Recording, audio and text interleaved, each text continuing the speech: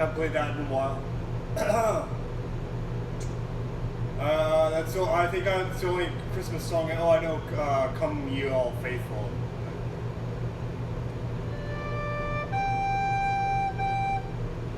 How's it go?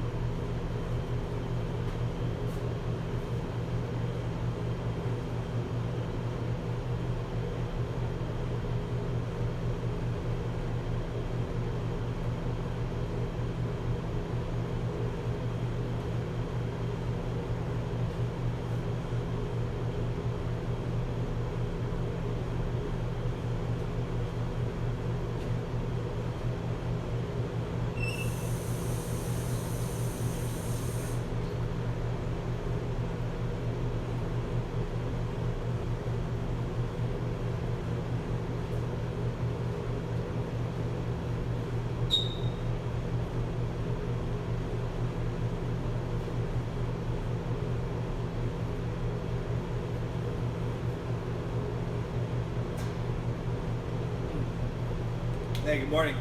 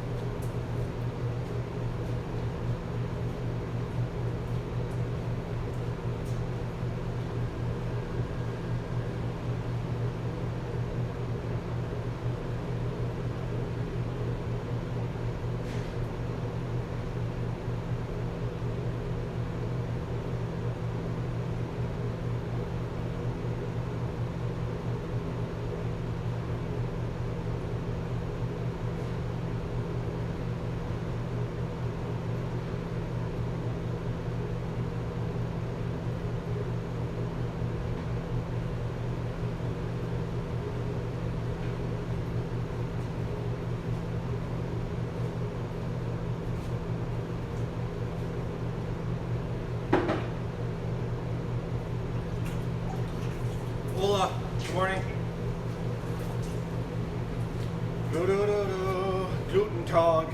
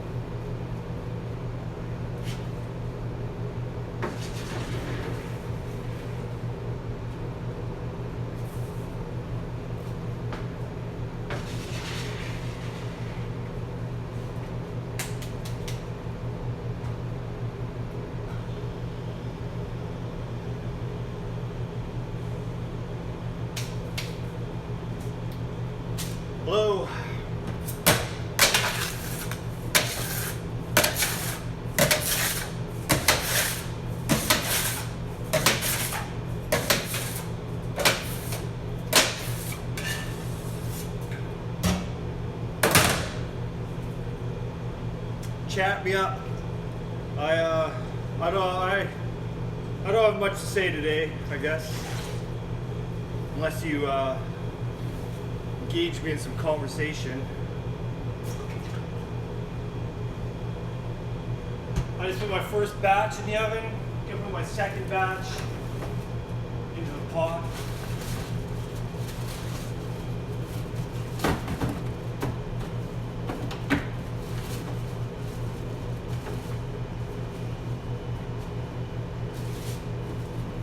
I can do play-by-play commentary if you'd like.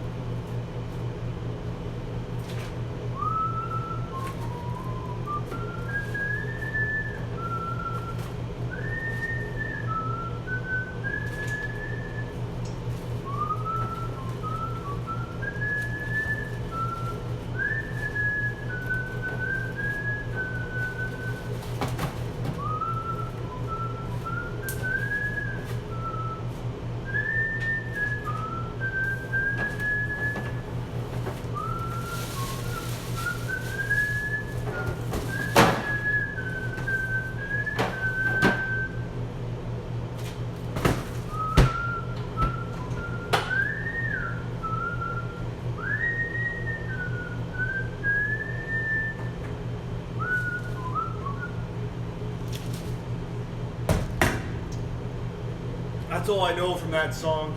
I'm pretty sure there's a second part to it, but I only remember the verse part. I guess it's a verse.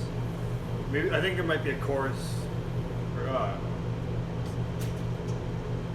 I've been working on the railroad.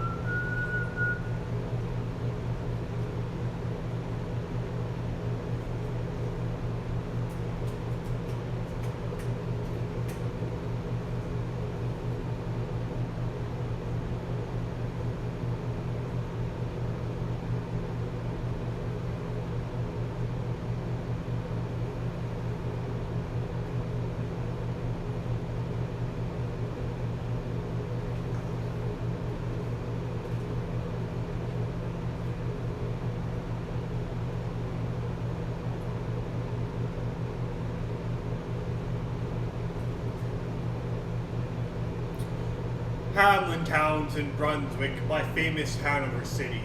The river Weser, deep and wide, washes its wall on the southern side. A pleasanter spot you've never spied. For when begins my ditty, almost 500 years ago, to see the townsfolk suffer so from vermin was a pity. Rats, they fought the dogs and killed the cats, and bit the babies in the cradles, and ate the cheeses from the vats, and licked the soup from the cooks' own ladles. Split open the kegs of salted sprats, made nests of the men's Sunday hats, and even spoiled the women's chats by drowning out their speaking with shrieking and squeaking in 50 different sharps and flats. At last, the people in a body to the town hall came flocking. "'Tis clear," cried they, "our mayor is a naughty, and as for our corporation, shocking, to think we buy gowns lined with ermine, for dolts who can't or won't determine what's best to rid us of our vermin. You hope because you're old and obese to find in the furry silk robes ease. Rouse up, sirs, give your brains a racking, to find the remedy we are lacking, for sure as fate will set you packing." At this, the mayor and corporation quaked with a mighty consternation. An hour they sat in council. At length the mayor broke silence. "For a guilder I'd my ermine gown sell. I wish I were a mile hence. It's easy to bid one rack one's brain. I'm sure my poor head aches again. I scratch it so, but all in vain. Oh, for a trap, a trap, a trap." Just they said this what should hap at the chamber door, but a gentle tap. "Bless us," cried the mayor, "what's that?" With the corporation as he sat, looking little through wondrous.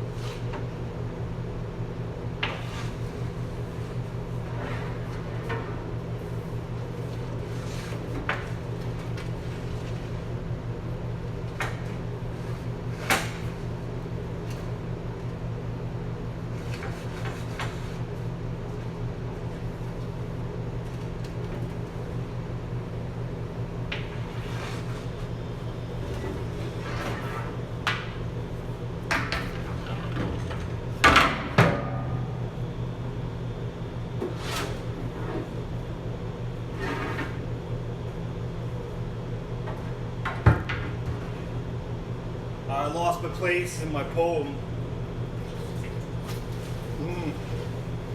I had a brain lapse, memory lapse. Oh, that sometimes happens when you wake up this early in the morning.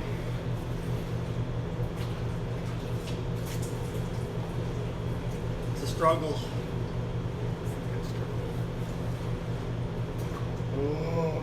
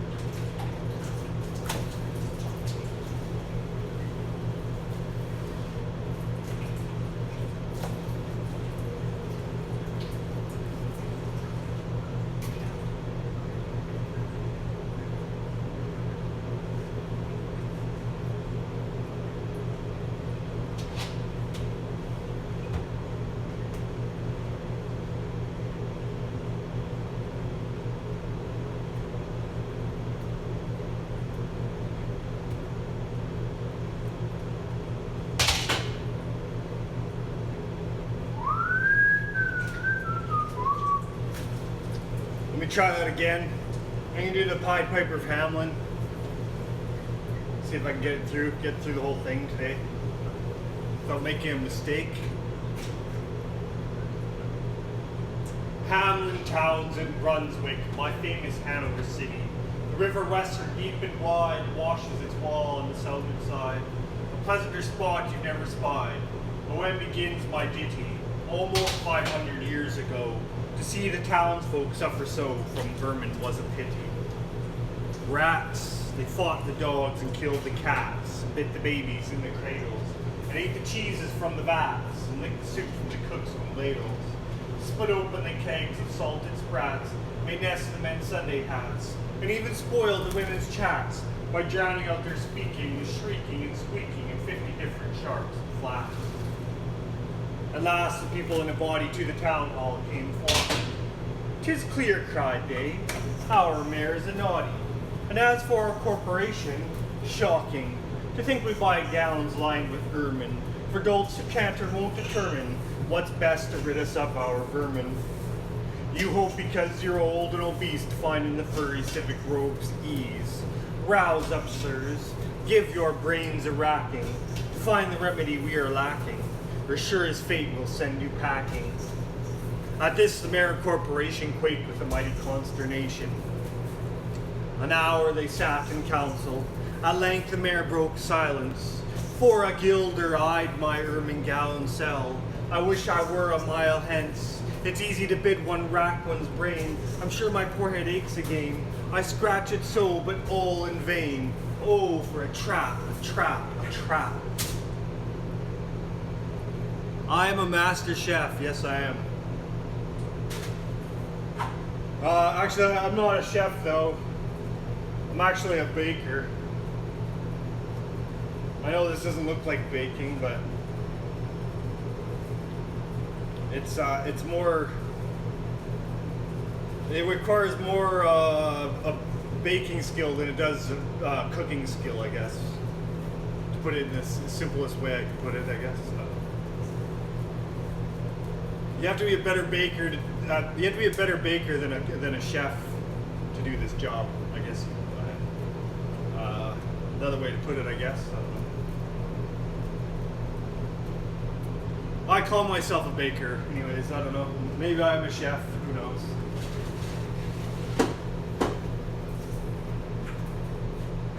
A baker chef.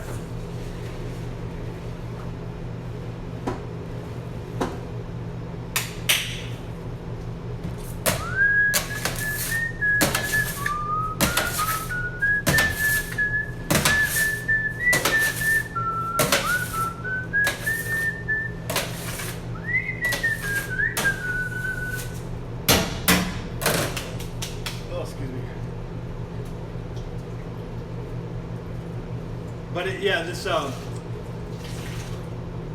bagel baking requires both culinary abilities, I guess, or a basic culinary ability.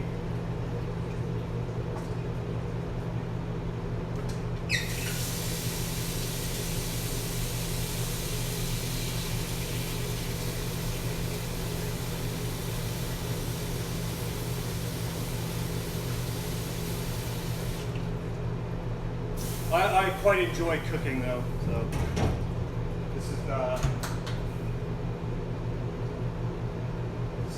for me. I need some multigrain, multigrain, multigrain.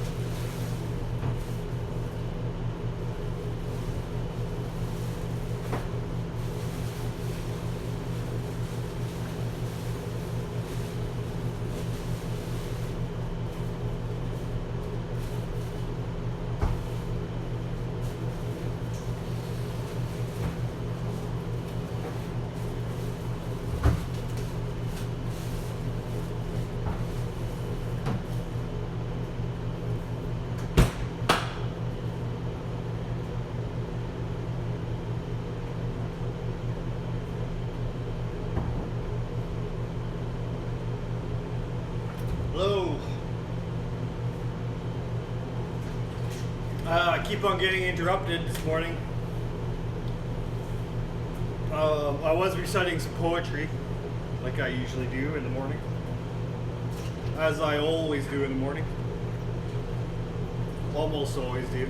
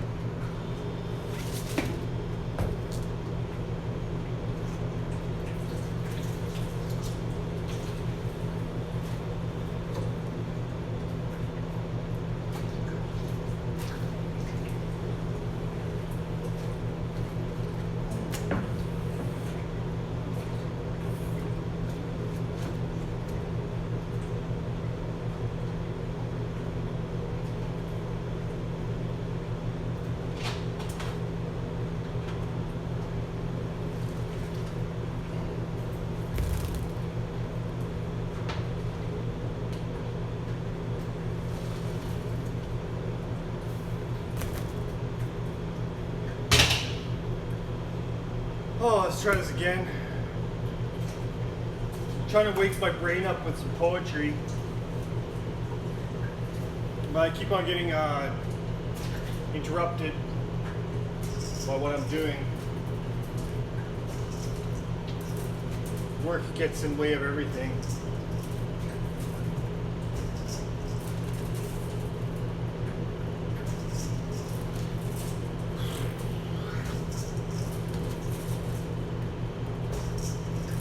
Hamlin towns in Brunswick, my famous Hanover city. The river Weser, deep and wide, washes its wall on the southern side. A pleasanter spot you've never spied. But when begins my ditty, almost 500 years ago, to see the townsfolk suffer so from vermin was a pity. Rats, they fought the dogs and killed the cats, bit the babies in the cradles, and ate the cheeses from the vats, and licked the soup from the cook's own ladles, split open the kegs of salted sprats, made nest the men's Sunday hats, and even spoiled the women's chats by drowning out their speaking with shrieking and squeaking in 50 different sharps and flats. At last the people in a body to the town hall came flocking. "'Tis clear," cried they, "our mayor is a naughty, and as for our corporation, shocking, to think we buy gowns lined with ermine, for dolts who can't or won't determine what's best to rid us of our vermin. You hope because you're old and obese to find in the furry civic robes ease. Rouse up, sirs, give your brains a racking, to find the remedy we are lacking, or sure as fate will send you packing." At this the mayor and corporation quaked with a mighty consternation. An hour they sat in council. At length the mayor broke silence. "For a gilder-eyed by ermine gown sell, I wish I were a mile hence. It's easy to bid one rack one's brain. I'm sure my poor head aches again. I scratched it so, but all in vain. Oh, for a trap, a trap, a trap." "Just," he said, "this what should happen at the chamber door but a gentle tap." "Bless us," cried the mayor, "what's that?" With the corporation as he sat, looking little through wonders fat, nor brighter were his eyes, nor moister than too long opened oyster, save when at noon his paunch grew mutinous, for a plate of turtle green and glutinous. Only a scraping of shoes on a mat, anything like the sound of a rat makes my heart pit-a-pat. "Come in," cried the mayor, looking bigger, and in did come the strangest figure. His long queer coat from heel to head was half yellow and half red, and he himself was tall and thin, with sharp blue eyes just like a pin, and light loose hair and swarthy skin, nor tuft of hair on cheek nor beard on chin. The lips or smile went out and in. There was no guessing his kith or kin, and nobody could enough admire this tall man in his quaint attire. Quoth one, "It's as my great-grandsire, starting up at the trunk of Doom's tome, I'd walk this way to this painted tombstone." He advanced towards the council table. "Please, your honor," said he, "I am able, by means of secret charm to draw all the creatures living beneath the sun, the crawler, swimmer, fly, or run, after me so as you never saw. And I chiefly use my charm on creatures that do people harm, the mole and toad, the newt and viper, and people call me the Pied Piper." And here they noticed round his neck a scarf of red and yellow stripe, to match with his coat of self-same check, and at scarf's end hung a pipe, and his fingers they noticed were ever straying, as if impatient to be playing upon this pipe, as low it dangled over his vesture so old-fangled. "Yes," said he, "Pied Piper as I am, in Tartary I fed the cam, last June from his huge swarms of gnats. I eased in Asia the Nizam, of a monstrous brood of vampire bats. And as for what your brain bewilders, if I rid your town of rats, will you give me 1,000 guilders?" 50,000 was the exclamation of an astonished mayor corporation. Once more he stepped into the street, and to his lips again laid his long pipe. Into the street the piper stepped, smiling first a little smile, as if he knew what magic slept in his quiet pipe a while. Like a musical adept to blow his pipe, his lips he wrinkled, in green and blue his sharp eyes twinkled, like a candle flame where salt is sprinkled. And ere 3 shrill notes the pipe uttered, you heard as if an army muttered, and the muttering grew to a grumbling, and the grumbling grew to a mighty rumbling, and out of the houses came the rats tumbling. Great rats, small rats, lean rats, brawny rats, brown rats, black rats, grey rats, tawny rats, grave old plotters, gay young friskers, fathers, mothers, uncles, cousins, talking tails and pricking whiskers, families by tens and dozens, brothers, sisters, husbands, wives, followed the Pied Piper for their lives. From street to street he piped advancing, and step for step they followed dancing, until they came to the river Weser, where it all plunged and perished, save one who stout as Julius Caesar swam across and lived to carry, as he the manuscript he cherished, to Ratland home as commentary, which was, at first shrill notes of the pipe, I heard a sound as of scraping tripe, and putting apples wondrous ripe, into the cider presses bright, and moving away pickle top boards, leaving a jar of conserve cupboards, and drawing the corks of train oil flasks, and breaking hoops of butter casks. And it seemed as if a voice, sweeter far than my heart or my salaries breathe, called out, "Oh, rats, rejoice! The world has grown to a vast saltery. So munch on, crunch on, take your nunch on, breakfast, supper, dinner, lunch on, and just like a bulky sugar punch on, already staved like a great sun shone, gracious scarce an inch before me, just methought it said come bore me, and found the Weser rolling over me. You should have heard the Hamlin people ring the bells as they rock the steeple. Go, cried the mayor, get long poles, poke up the nest and block up the holes, consult with carpenters and builders, leaving our town not even a trace of the rats. When suddenly up the face of the piper perked in the marketplace, the first, if you please, my 1,000 guilders. 1,000 guilders? The mayor looked blue, so did the corporation too, for council dinners made rare havoc with claret, wool salve, in the grave hot, and half the money would replenish their cellar's biggest butt of Rhenish, to pay this sum to a wondering fellow, with gypsy coat of red and yellow. Besides, quoth the mayor with a knowing wink, our business was done at the river's brink. We saw with our eyes as a vermin sink, and what's dead can't come to life, I think. So, friend, we're not folks to shrink from our duty of giving you something to drink, and a matter of money to put in your poke. But as to the guilders, what we spoke of them, as you well know, was a joke. Besides, their losses have made us thrifty. 1,000 guilders, come, take 50. The piper's face fell and he cried, no trifling, I can't wait beside. I've promised a visit by dinner time, Baghdad, and accept the prime the head cook's pottage, all he's rich in, for having left in the Cato's kitchen of a nest of scorpions no survivor. With him I prove no bargain driver, with you don't think I'll bait a stiver, and folks who put me in a passion may find me pipe after another fashion. How, cried the mayor, do you think I brook, being worse treated than a cook, insulted by a ribald, with idle pipe and vesture piebald? Threaten us, fellow, do your worst, blow your pipe there till you burst. Once more he stepped into the street, to his lips again laid his long pipe of smooth straight cane. And there he blew 3 notes, such sweet soft notes as that musician's cunning never gave the enraptured air. There was a rustling that seemed like a bustling of merry crowds justling and pitching and hustling, small feet were pattering, wooden shoes clattering, little hands clapping, little tongues chattering, and like foals in a farmer and barley is scattering, out came the children running, all the little boys and girls, with rosy cheeks and flaxen curls, and sparkling eyes and teeth like pearls, tripping and skipping ran merrily after. The wonderful music was shouting and laughter. The mayor was dumb and the council stood, as if they're chained to the blocks of wood, unable to move a step or cry, to the children merrily skipping by.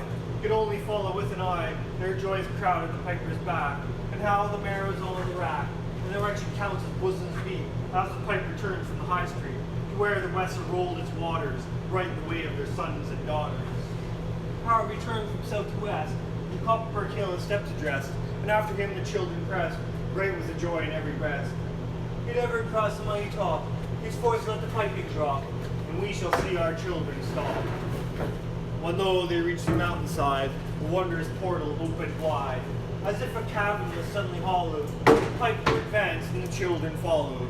When all were in to the very last, the door in the mountainside shut fast. Did I say all? No, one was lame, and could not dance a whole of the way. And in after years, if you blame his sadness, he used to say, it's dull in our town since my playmates left. I can't forget that I'm bereft of all the pleasant sights they see, which the piper also promised me. For he led us, he said, to a joyous land, joining the town in jest at hand, where waters gushed and fruit trees grew, and flowers of forth a fairer hue, and everything was strange and new. The sparrow was bright and peacock here, their dogs are around our fellow deer, and honeybees had lost their stings, and horses were born with eagles' wings. And just as I became assured, my lame folk be speedily cured, the music stopped, and I stood still, and found myself outside the hill, left behind against my will, to go now limping as before, and never hear of that country more. Alas, alas, for Hamelin, there came into many a burgher's pate, a text which says at heaven's gate, hopes the rich at its easy rate, as the needle's eye takes Hamelin. The mayor sent east, west, north, and south, called for the piper by word of mouth. Wherever was men's lot to find him, silver and gold to his heart's content, if only he'd return the way he went, bring the children behind him. But when they saw 'twas lost endeavor, the piper and dancer were gone forever. They made a decree that lawyers never should think their records dated duly, different for the day of the month and year. These words do not as well appear.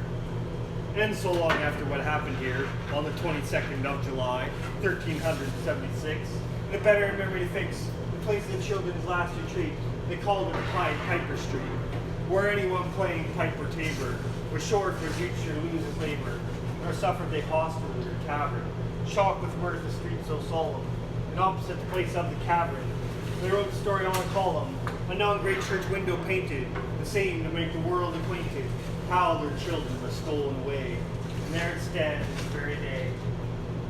And I must not admit to say, in Transylvania there's a tribe of alien people who ascribe the way and dress which their neighbors lay such stress to their fathers and mothers having risen out of some subterranean prison into which they were Japan a long time ago in a mighty band out of Hamlin towns in Brunswick land, but how or why they don't understand. So, Lily, let me and you be wipers, scores out with old men, especially pipers. If they should pipe us free from rats or from mice, if we promise them aught, let us keep our promise.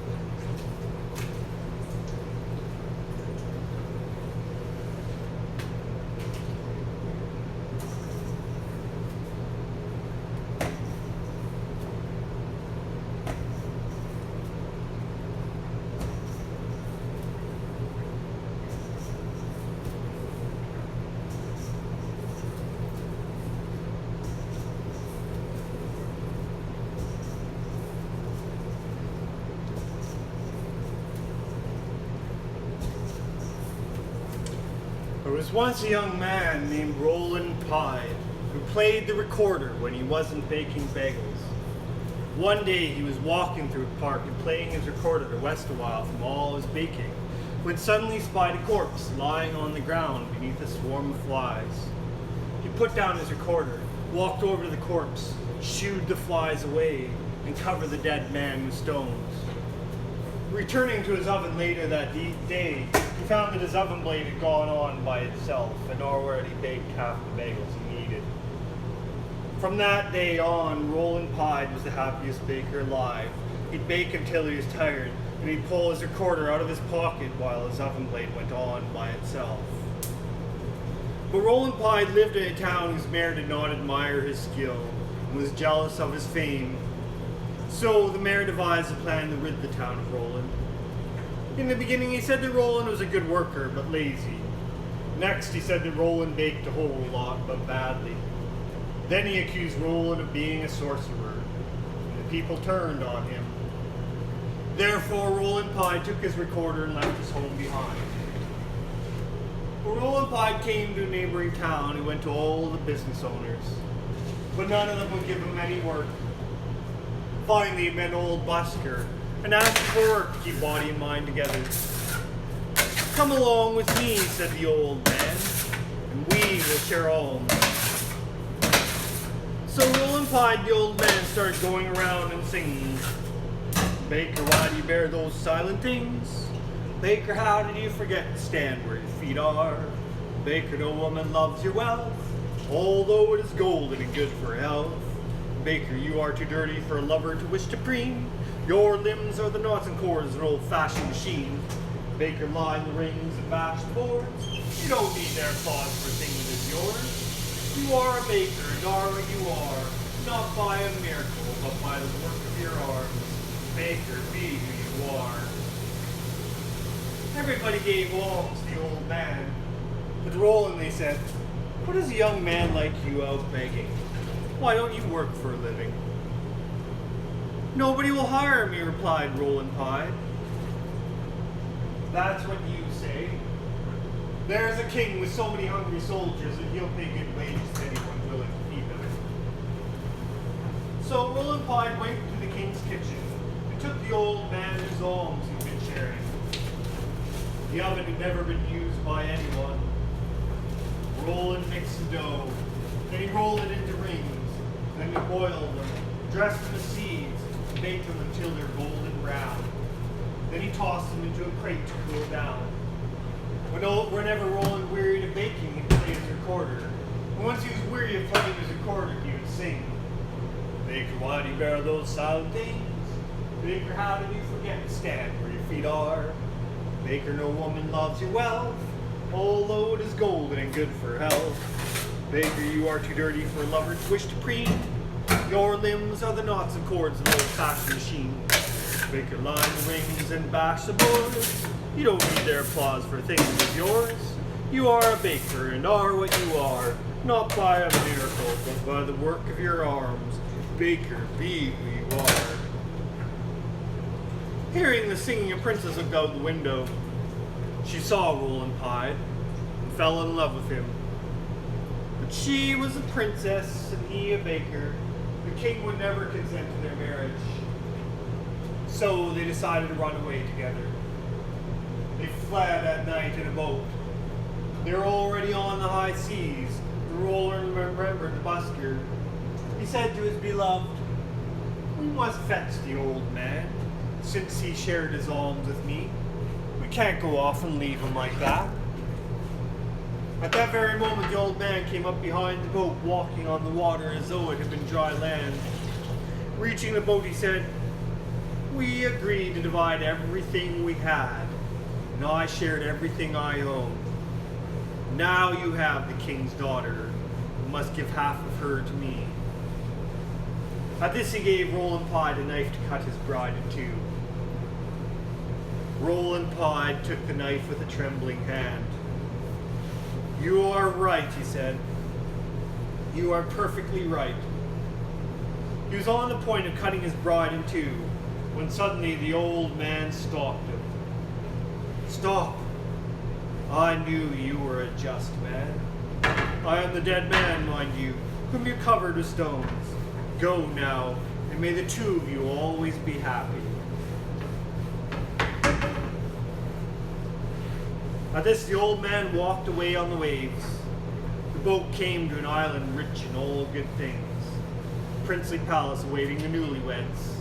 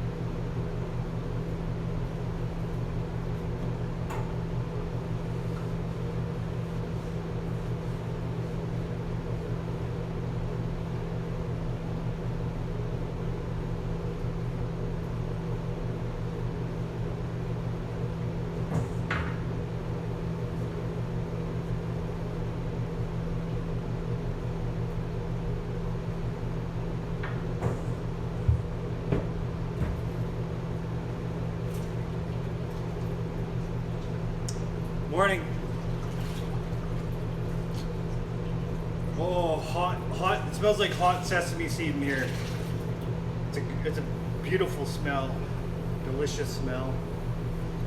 It smells like roasted peanuts.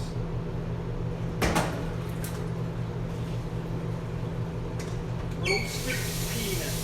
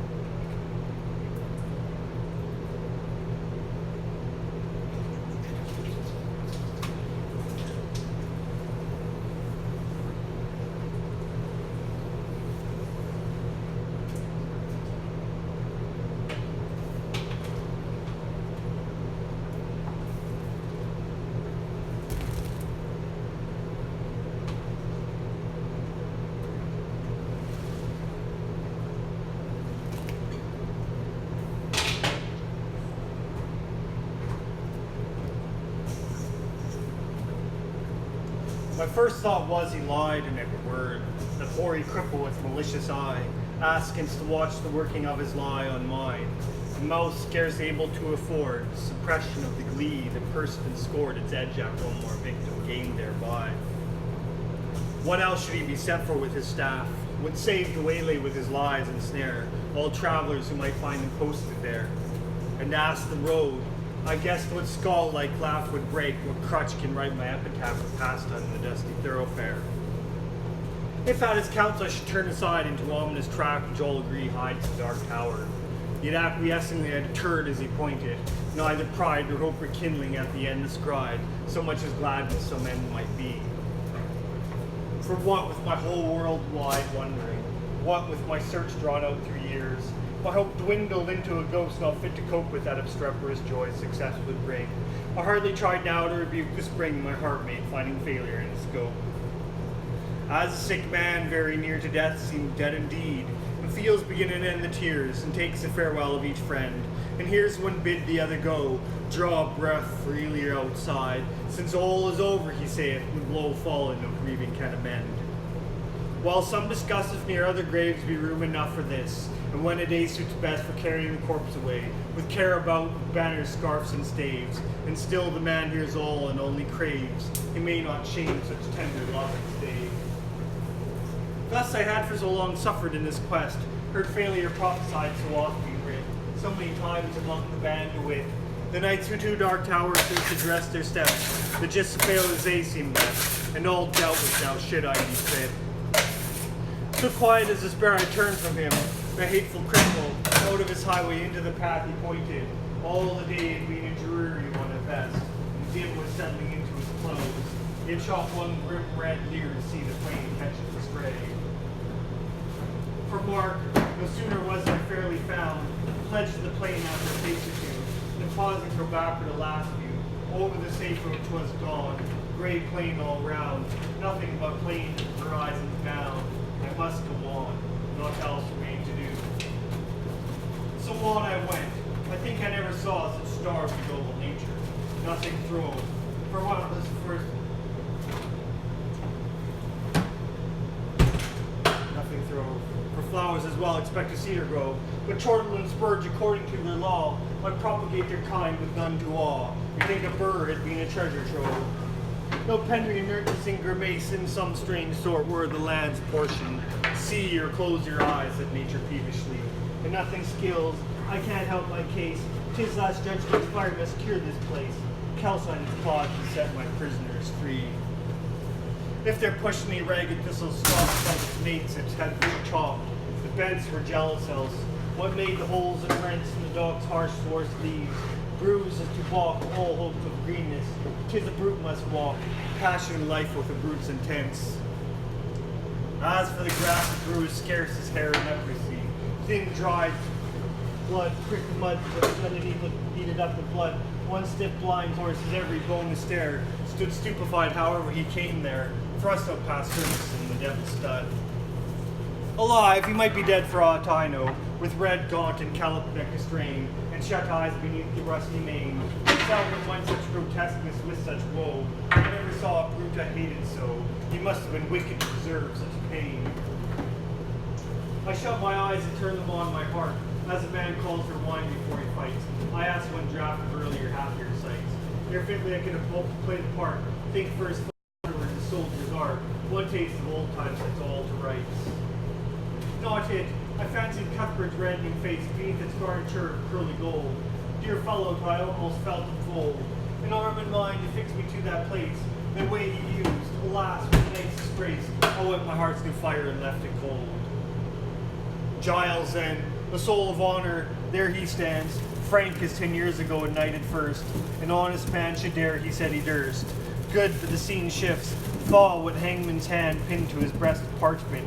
His own band reads it, poor traitor spit upon and cursed. Better this present than a past like that, back therefore to my darkening path, with sound no sight as far as the eye can strain. Will the nights in a howl or a bat, I asked, and something on the dismal flat came to arrest my thoughts and change their train. A sudden little river crossed my path, as unexpected as the serpent came.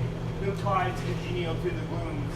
This is a frostbite, might have been a bath of fiends going hoop, to see the wrath of its black eddies be spat with flakes and spoons. So petty and so spiteful, all along low scrubby alders kneeled over it, drenched willows flung them headlong in a fit of rote despair, a suicidal throng. The river which had done them all the wrong, whatever that was, rolled by to turn no whit. Which while I forded good saints, how I feared to set my foot upon a dead man's cheek, each step afield the spear I thrust to seek for hollows tangled in his hair and beard. It may have been a water rat I speared, but ugh, it sounded like the baby's shriek. Glad was I to reach other banks, now for a better country, vain crescent, who were the strugglers, what war did they wage, whose savage trampled in us past the dank soil to a flash, toads in a poison tank, or wild cats in a red-hot cage. The fight must so have seemed in that foul cirque, what penned them there with all the plate to choose, no footsteps leading to that horrid muse, none out of it, mad brood set to work their brains, no doubt, like galley slaves a Turk pits for his pastime Christians against Jews. And more than that, a furlong on, why there, what bad use was that engine for, that wheel, a brake not wheel, that harrow fit to reel men's bodies out like silk, with all the air of coffin's tool, on earth left unaware, brought to sharpen its rusty teeth of steel. Then came some stub ground, once a wood, next a marsh it would seem, now mere earth, desperate and done with, so the fool finds worth, makes thing mars it, till his mood changes and off he goes, within a rude bog clay and marsh sand and stark black dirt. No blotches rankling colored gay and grim, no patches where some leanness of the soil broken into mossy substances like boils. Then came a palsied oak, a cleft in him, a distorted mouth that splits its rim, gaping at death and dies while it coils. As far as ever from the end, not in the distance but the evening knot, to point my footsteps further at the thought, great black bird Apollyon's bosom friend, sailed past and read its wide wings dragon pen, that brushed my cap, perchance the guide I sought. For looking up where I somehow grew, a plain and given place all round of mountains with such names that grace mere heights and leaps now stolen in view. How thus they surprised me, solve it you. How to get from there was no clear case. Yet half I seem to recognize some trick of mischief had happened to me. God knows when. In a bad dream perhaps. Here ended then progress this way, when in the very nick of giving up one more time came a click, as when the trap shuts you're in the den. Burningly it came upon me all at once. This was the place. Those two hills crouched like two bulls on horn in fight, while to the left is tall Scalp Mountain, dunce, dotard, a dozing, at the very dunce, after a lifetime of training for the sight. Not see. What in the midst lay but the tower itself, a round squat turret, blind as a fool's heart, built of brown stone without a counterpart in the whole world. The tempest mocking out points of the ship and thus the unseen shelf, it strikes on only when timbers start. Not see. Because of night perhaps, why day came back to that. Behind it left the dying sunset kindled to the cleft.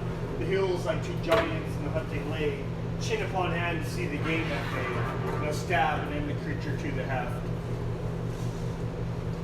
Not here, when noise was everywhere and told, increasing like a bell, names in my ears, of lost adventurers, my peers, how such was strong and such was bold, and such was fortunate each of old, lost one moment, now the woe of years. There they stood, ranged along the hillside met, few the last of me, a living frame, for one more picture in a sheet of flame. I saw them and knew them all, and yet, dauntless, a slug or to my lips I said to slew, a child rolling to a dark tower cave.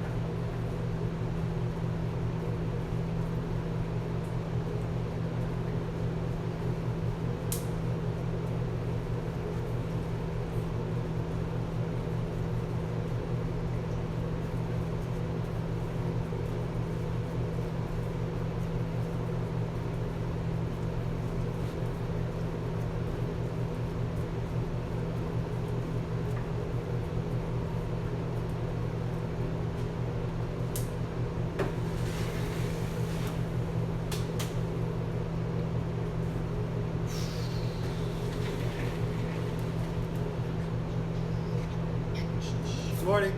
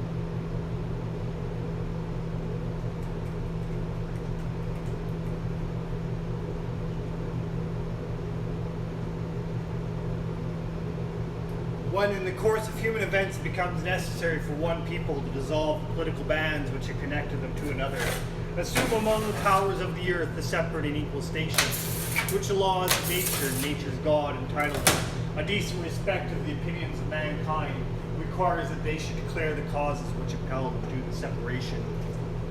We hold these truths to be self-evident, that all men are created equal, that they are endowed by their Creator with certain unalienable rights, that among these are life, liberty, and the pursuit of happiness.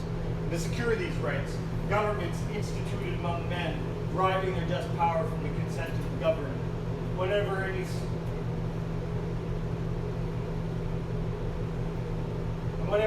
form of government becomes obstructive to these steps, the government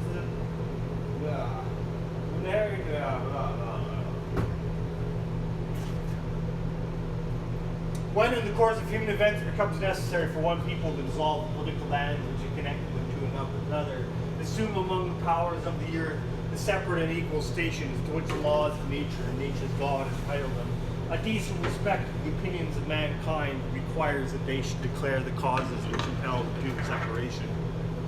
We hold these truths to be self-evident, that all men are created equal, that they are endowed by the universe with certain unalienable rights, that among these are life, liberty, and the pursuit of happiness. And to secure these rights, governments instituted among men, deriving their just power from the consent of the governed. And whenever any form of government becomes destructive to these ends, it is the right of the people to alter or abolish it, and institute new government, laying its foundations on such principles, and organizing its principles in such form as to them shall seem most likely to affect their safety and happiness. Prudence indeed will dictate the government's long established should not be changed for light and transient causes. Experience accordingly has shown that mankind are more prone to suffer when suffering is evil.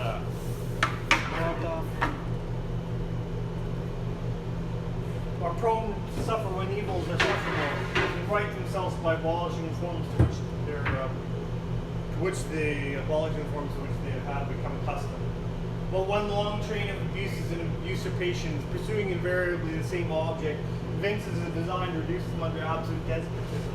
It is their right, it is their duty to throw off such government, provide new guards for their future security. such has been the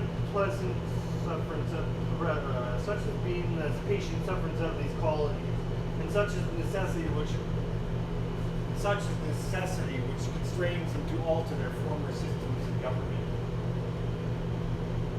The history of the present King of England is a history of repeated injuries and usurpations, all having in direct object the establishment of an absolute tyranny over these states. To prove this, let facts be submitted to a candid world.